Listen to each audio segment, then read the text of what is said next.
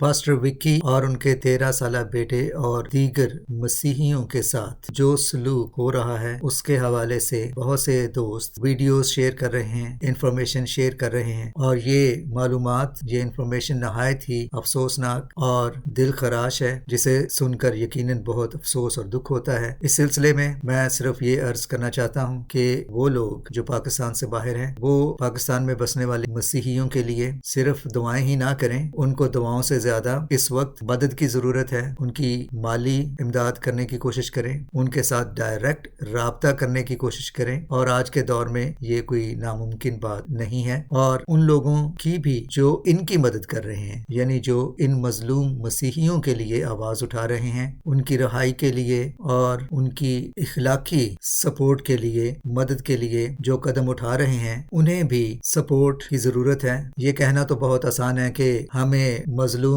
Persecuted मसीहियों के लिए दुआ करनी चाहिए, यकीनन करनी चाहिए, लेकिन दुआ के साथ जहाँ तक मुमकिन हो, जितनी किसी की बसात हो, कोशिश करें कि इनके लिए मदद फराहम की जाए। जो कोई जितना कर सकता है पाकिस्तान में बसने वाले मसीही बहनों भाइयों के लिए माली इमदाद फराहम करने की कोशिश करें, और वो लोग हमारे बहन भाई जो इन मजलूम मसीहियों के लिए आवाज उठा रहे हैं, उनके लिए कानूनी चाराजोई कर रहे हैं, उनकी भी सपोर्ट करना बहुत जरूरी है। तो ये एक हम्बल सी दरख्वास्त है, खास तौर पर उन लोगों के लिए जो पाकिस्तान से बाहर बसते हैं और काफी अरसा से बस रहे हैं, खुशहाल हैं, और अपनी खुशहाली में इस बात का शायद उन्हें एहसास नहीं होता कि बाहर बैठे हुए अपनी छोटी छोटी खुशियां, जो कि बहुत महंगी खुशियां होती हैं अगर पाकिस्तानी करेंसी की वैल्यू में देखा जाए, तो उनकी थोड़ी सी कुर्बानी देकर पाकिस्तान में बसने वाले मसीहियों की बहुत मदद की जा सकती है। तो आइए पास्टर विकी, उनके खानदान और दीगर मसीही, खास तौर पर जड़ावाला में अभी तक हालात कशीदा हैं और अभी भी वहाँ के मसीही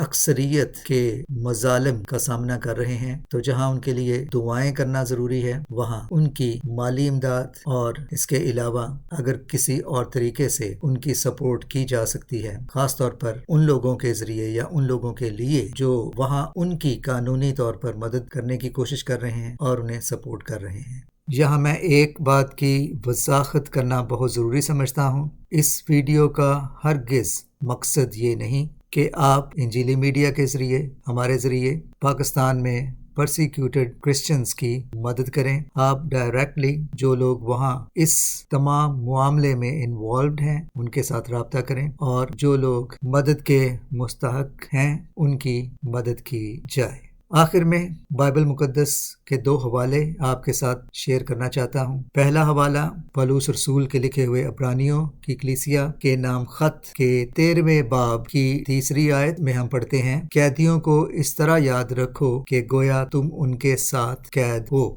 और जिनके साथ बदसलूकी की जाती है उनको भी ये समझकर याद रखो कि हम भी जिस्म रखते हैं। इसके अलावा दूसरा हवाला जो हमें खुदा यीशु मसीह की तालीम से मिलता है, वो हम देखते हैं मत्ती की इंजील उसके 25वें बाब उसकी 35वीं आयत से आगे। मैं भूखा था, तुमने मुझे खाना खिलाया, प्यासा था, तुमने मुझे पानी पिलाया, बीमार था, तुमने मेरी खबर ली, कैद में था, तुम मेरे पास आए। यहाँ पास आए से मुराद तुमने मेरी मदद की, तुमने मेरी फिक्र की। यहाँ कहीं भी खुदा यीशु मसीह के इन अल्फाज में ये नहीं कहा गया कि मैं नंगा था, मैं भूखा था, मैं कैद में था, तुमने मेरे लिए दुआ की। यहाँ खुदा यीशु मसीह की तालीम वाज़े है कि दुआ से कहीं ज्यादा हमारी अमली मसीहियत जरूरी है कि तुमने मेरे मानने वालों के साथ कैसा सलूक किया। खुदावंद आपको बड़ी बरकत दे। थैंक यू फॉर वॉचिंग इंजीली मीडिया।